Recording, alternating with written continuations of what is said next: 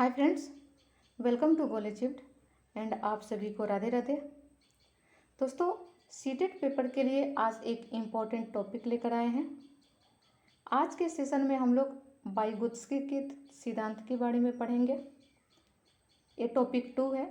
Topic 1 में हम लोग जीन पियाजे की कॉग्निटिव डेवलपमेंट थ्योरी के बारे में पढ़ा था। ये टॉपिक 1 और टॉपिक 2 से सीटेट में हर बार जो है क्वेश्चंस आता है। तो अगर आप टॉपिक 1 को नहीं देखे हैं तो आप जा कर के देख लीजिए।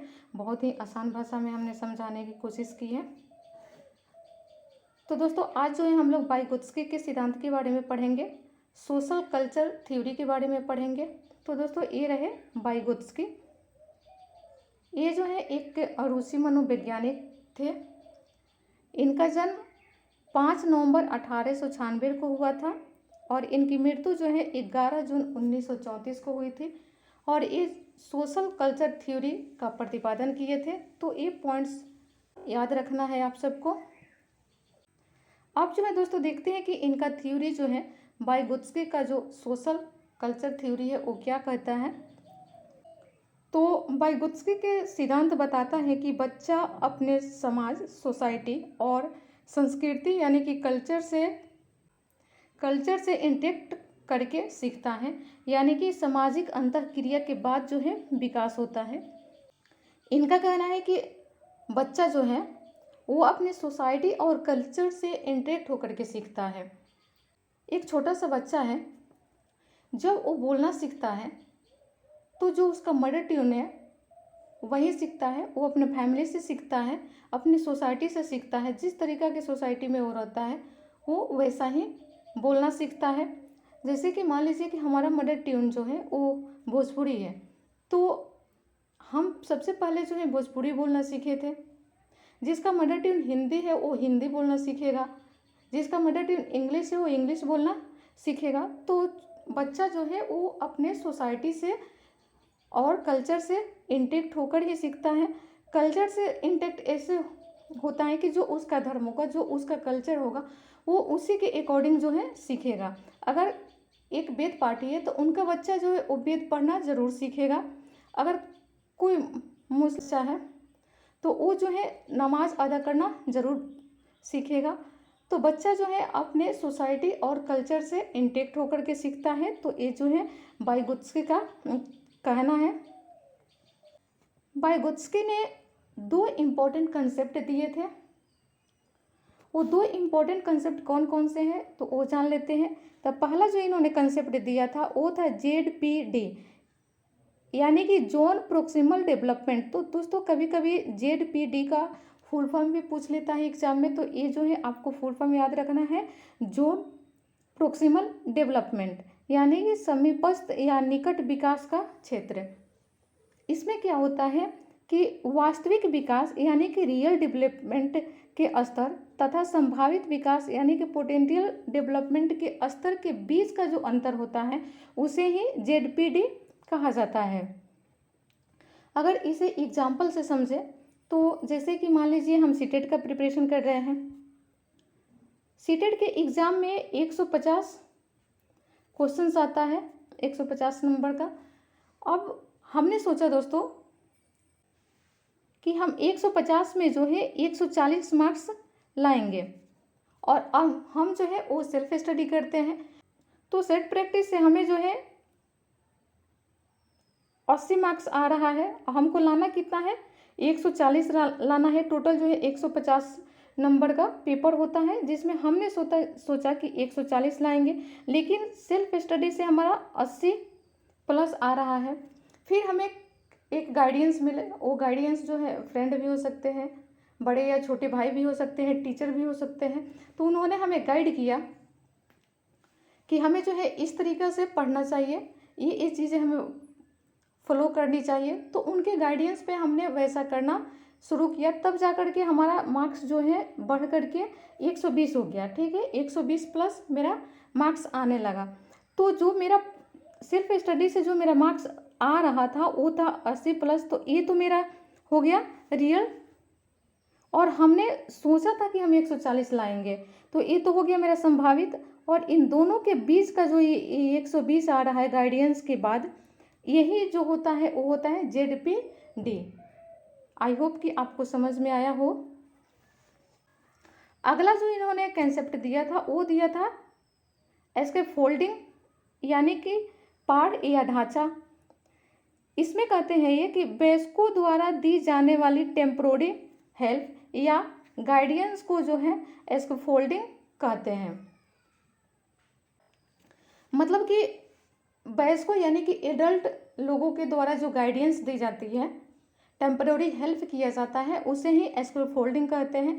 अगर इसे एग्जाम्पल से समझे दोस्तों, तो जैसे मान लीजिए कि हम बचपन में जब हम पढ़ना शुरू किए होंगे सबसे पहले, तो हमें सब कुछ अपने आप तो पढ़ना नहीं आ गया होगा, हमें कोई गाइड किया होगा, मम्मी पापा या फैमिली का कोई मेंबर या टीचर, कि हमें कैसे पढ़ना है, क्या पढ़ना है।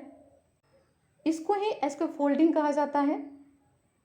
जैसे कि एक और एग्जांपल से समझ ले, जैसे कि ये बच्चा जो है साइकिल चलाना सीख रहा है, तो इसके मम्मी पापा जो है इसका हेल्प कर रहे हैं, इसको सिखा रहे हैं कि बच्चा जो है बैलेंस बनाना, साइकिल का बैलेंस बनाना सीख जाए, साइकिल को चलाना सीख जाए। तो ये जो है टेम्पोररी हेल्प कर रहे हैं, ये जो है गाइडेंस कर रहे हैं कि ये बच्चा जो है वो बैलेंस बनाना सीख जाए। तो इसी चीज़ को जो है एस्केप फोल्डिंग कहा जाता है। और इसमें जो है ये जो गाइडेंस करने वाले लोग होते हैं वो टीचर भी हो सकते हैं, फ्रेंड भी हो सकते हैं, एल्डर ब्रदर एंड सिस्टर भी हो सकते हैं, कि वो कहा जाता है मोर नॉलेजेबल अदर, यानी कि वो कोई भी हो सकता है जिसके पास जो है आपसे ज़्यादा नॉलेज है, जो आपको गाइड कर सकते हैं। इसमें बड़ा छोटा सा मतलब नहीं है, इसमें है कि अगर आपसे ज़्यादा नॉलेज है सामने वाले के पास, तो वो जो है आपको गाइड कर सकता है। तो इसको ही एस्केप फोल्डिंग कहा जाता है। ठीक है, आगे हम लोग पढ़ेंगे कि भाषा पर जो है वाइगोत्स्की का क्या विचार था, इसके बारे में हम लोग जानेंगे। तो दोस्तों पहले बता दें कि वाइगोत्स्की जो थे वो 3 पॉइंट पे जो है बहुत फोकस किए थे। 3 पॉइंट्स को जो है वो इम्पोर्टेंट बताए थे। पहला जो बताए थे वो बताए थे समाज को, सोसाइटी को। दूसरा जो बताए थे वो बताए थे संस्कृति को, यानी कि कल्चर को। और तीसरा जो बताए थे दोस्तों वो भाषा को बताए थे। ठीक है, तो भाषा पर इनका कहना है कि इनके अनुसार जो है, इनके अकॉर्डिंग जो है, भाषा और चिंतन शुरू में अलग अलग होते हैं लेकिन बाद में एक साथ हो जाते हैं। मतलब इनका कहना है कि जो चीज़ें, जो लैंग्वेज है, जो चीज़ें हम बोलते हैं और जो चीज़ें हम सोचते हैं, ये स्टार्टिंग में अलग अलग होते हैं लेकिन बाद में ये जो है एक साथ हो जाते हैं। जैसे कि एग्जाम्पल से अगर समझें, तो जैसे कि मान लीजिए कि मोबाइल में हम कोई चीज़ जो है सर्च कर रहे हैं, जैसे कि हम सर्च कर रहे हैं कि सीटेट का प्रिपरेशन हम कैसे करें, तो मोबाइल में जो है हम टाइप कर रहे हैं कि सीटेट का प्रिपरेशन कैसे करें। तो दोस्तों ये जो चीज़ें हम सोच रहे हैं कि सीटेट का प्रिपरेशन कैसे करें, सीटेट का प्रिपरेशन करने के लिए जो हम स्ट्रेटजी बना रहे हैं कि ये एग्ज़ाम पैटर्न है, ये सिलेबस है, ये चीज़ें हमको फोकस करनी है, ये चीज़ें पर जो फोकस करनी है, ये चीज़ें हमको फॉलो करनी है, ये सारे चीज़ें जो हम स्ट्रेटजी बना रहे हैं वो तो अपने अपने लैंग्वेज में बना रहे हैं ना, जो हम लैंग्वेज जानते हैं, किसी दूसरे लैंग्वेज में नहीं बना रहे हैं। लेकिन इनका कहना है कि ये जो सोचने की जो भाषा है और जो हम सोचते हैं वो जो है अलग अलग होते हैं और बाद में जाकर के जो है साथ हो जाते हैं। ठीक है, तो ये तो हम जो सोच रहे हैं वो जो है अपनी ही भाषा में सोच रहे हैं, लेकिन एग्जाम में दोस्तों पूछता है कि वाइगोत्स्की के अनुसार, तो हमें जो है ये जो कह रहे हैं उसी को सही मान करके चलना है और इनके अकॉर्डिंग ही हमें क्वेश्चन का आंसर देना है। ठीक है, इनका कहना है, वाइगोत्स्की ने कहा है कि पहले जो है भाषा आती है, उसके बाद जो है विचार आता है। वाइगोत्स्की ने कहा कि पहले जो है भाषा आती है, उसके बाद जो है विचार आते हैं, लेकिन जीन पियाजे ने कहा था कि नहीं, पहले जो है विचार आता है और बाद में जो है भाषा आता है। ठीक है, आगे जो है पॉइंट ये बहुत ही इम्पोर्टेंट है। इन्होंने भाषा के लिए कहा है कि भाषा जो है वो संज्ञात्मक विकास यानी कि कॉग्निटिव डेवलपमेंट को इम्पोर्टेंट, महत्वपूर्ण एंड सुगम बनाती है, और भाषा जो है कॉग्निटिव डेवलपमेंट को गाइड भी करती है। ठीक है, तो ये सही है। संज्ञात्मक विकास यानी कि कॉग्निटिव डेवलपमेंट पर हमने टॉपिक 1 में बहुत अच्छा से समझाने की कोशिश की है। तो आप जो है अगर ये वीडियो नहीं देखे हैं, टॉपिक 1 को नहीं देखे हैं, तो आप वहाँ जा कर के देख सकते हैं। तो दोस्तों वहीं ये कहते हैं कि भाषा जो है वो कॉग्निटिव डेवलपमेंट को इम्पोर्टेंट एंड सुगम बनाती है, महत्वपूर्ण और सरल बनाती है, सुगम बनाती है, और जो है भाषा जो है कॉग्निटिव डेवलपमेंट को गाइड भी करती है। तो ये चीज़ें सही है। ठीक है, यहाँ से क्वेश्चन भी बनता है, तो इस पॉइंट को आपको अच्छे से समझना है। इसके बाद जो है इसी में इन्होंने ऐड किया दोस्तों कि एक होता है निजी भाषा, आंतरिक भाषा, जिसको प्राइवेट स्पीच कहा जाता है। अब दोस्तों प्राइवेट स्पीच क्या होता है कि इसमें बच्चा जो है अपने ही कार्य को निर्देश करता है, निर्देश देने के लिए जो है भाषा का उपयोग करता है।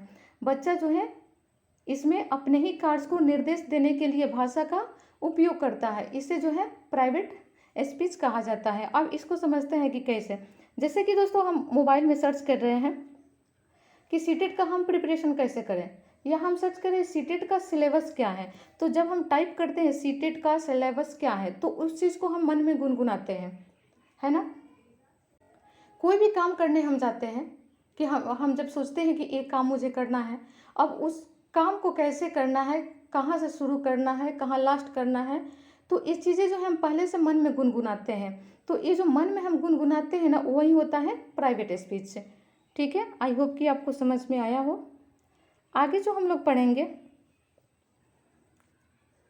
वो पढ़ेंगे कि वाइगोत्स्की के अकॉर्डिंग जो है दोस्तों, वाइगोत्स्की कहते हैं कि लर्निंग प्रोसेस में सांस्कृतिक उपकरण, कल्चर टूल्स जो हैं जैसे कि मैप, लैंग्वेज और कैलकुलेटर इत्यादि के महत्व जो है ज़्यादा है। इनका कहना है कि सीखने के लिए, वाइगोत्स्की का कहना है कि सीखने के लिए जो है मैप, लैंग्वेज और कैलकुलेटर, इन 3 चीज़ों पर सीखने के लिए बहुत सारे टूल्स हैं दोस्तों, बहुत सारे कल्चर टूल्स हैं, लेकिन इन्होंने 3 को महत्वपूर्ण बताया है। कौन कौन से? तो मैप को, लैंग्वेज को और कैलकुलेटर को, इन 3 को जो है इन्होंने इम्पोर्टेंट बताया है कि ये 3 टूल्स जो हैं वो सीखने के लिए इम्पोर्टेंट है। ठीक है, अब जो है दोस्तों इन जीन पियाजे और वाइगोत्स्की के विचार में कुछ डिफरेंस है, उस चीज़ को भी हम देख लेते हैं, क्योंकि यहाँ से अक्सर क्वेश्चन बनता है। तो ये पॉइंट जो है बहुत ही इम्पोर्टेंट है। जीन पियाजे और वाइगोत्स्की ने सीखने की समझ को पैसिव प्रोसेस से एक्टिव प्रोसेस में ट्रांसफ़र किया। तो दोस्तों जीन पियाजे और वाइगोत्स्की, इन दोनों लोगों ने सीखने की जो समझ है उसे पैसिव से जो है एक्टिव में ट्रांसफ़र किया, क्योंकि उनको मतलब इन लोगों का कहना था कि बच्चे हो या टीचर हो या कोई भी हो, जब तक वो एक्टिव नहीं रहेगा तब तक चीज़ों को नहीं सीख पाएगा। तो इसलिए जो है उन लोगों ने पैसिव से एक्टिव में ट्रांसफ़र किया। ठीक है, जीन पियाजे बच्चों के स्वतंत्र प्रयासों द्वारा दुनिया के अनुभव करने पर जोर देते हैं, जबकि वाइगोत्स्की जो है वो कॉग्निटिव डेवलपमेंट को सामाजिक के मध्यस्थ प्रक्रिया के रूप में देखते हैं। अब दोस्तों इनके जो विचार में जो डिफरेंस है, विचार में जो अंतर है, उसको आप यहाँ पे देखिए। जीन पियाजे और वाइगोत्स्की के विचार में अंतर। जीन पियाजे जो थे वो संज्ञात्मक संरचनावादी विचारक थे, और वाइगोत्स्की जो थे ये सामाजिक संरचनावादी विचारक थे। जीन पियाजे ने कहा कि सबसे पहले जो है विचार आता है, उसके बाद जो है भाषा का विकास होता है, लेकिन वाइगोत्स्की ने कहा कि नहीं, पहले जो है भाषा आता है, उसके बाद जो है विचार का विकास होता है। ठीक है, तो ये इनके दोनों लोगों के बीच में जो है ये डिफरेंस है।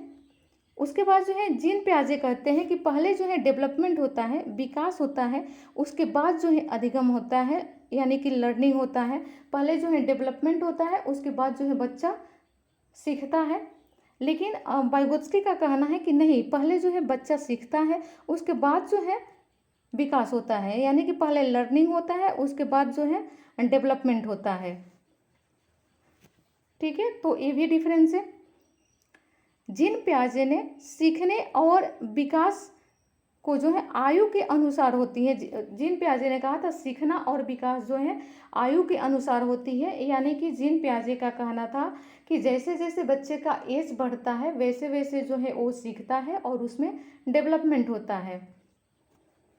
लेकिन वाइगोत्स्की का कहना है कि विकास और सीखने के लिए जो है सामाजिक सोशल इंटरेक्ट की इम्पोर्टेंस ही है, महत्वपूर्ण है। जीन पियाजे कहते हैं कि जैविक परिपक्वता यानी कि बायोलॉजिकल मैच्योरेशन से विकास बढ़ता है, और वाइगोत्स्की कहते हैं कि सामाजिक अनुभव से जो है विकास बढ़ता है। तो ये डिफरेंस आपको याद रखना है, इम्पोर्टेंट है बहुत ज़्यादा। इनका कहना है जीन पियाजे का कहना है कि बायोलॉजिकल मैच्योरेशन से जो है विकास बढ़ता है, डेवलपमेंट होता है, और वाइगोत्स्की का कहना है कि सोसाइटी में रहने के से सामाजिक अनुभव जो बढ़ता है उससे जो है विकास बढ़ता है। जीन पियाजे ने कहा था कि बच्चा जो है वो स्वयं ज्ञान का निर्माता होता है। जीन पियाजे ने बच्चा को नन्हा वैज्ञानिक भी कहा है, और ये जो है वाइगोत्स्की ने कहा कि बच्चा जो है अपने से नहीं सीखता, अपने से बड़ों की मदद से जो है अधिक सीखता है। तो ये रहा जीन पियाजे और वाइगोत्स्की के बीच जो विचार में डिफरेंस है, वो यहाँ से क्वेश्चन बनता है। तो इस चीज़ को आपको समझना ज़रूरी है। ठीक है दोस्तों, आई होप कि आज का टॉपिक आप लोग को पसंद आया हो। अगर अच्छा लगा हो तो वीडियो को लाइक कीजिए, और मेरे चैनल पर अगर आप नए हैं तो चैनल को सब्सक्राइब कीजिए, ताकि आपको जो है ऐसा वीडियो मिलता रहे। Thank you.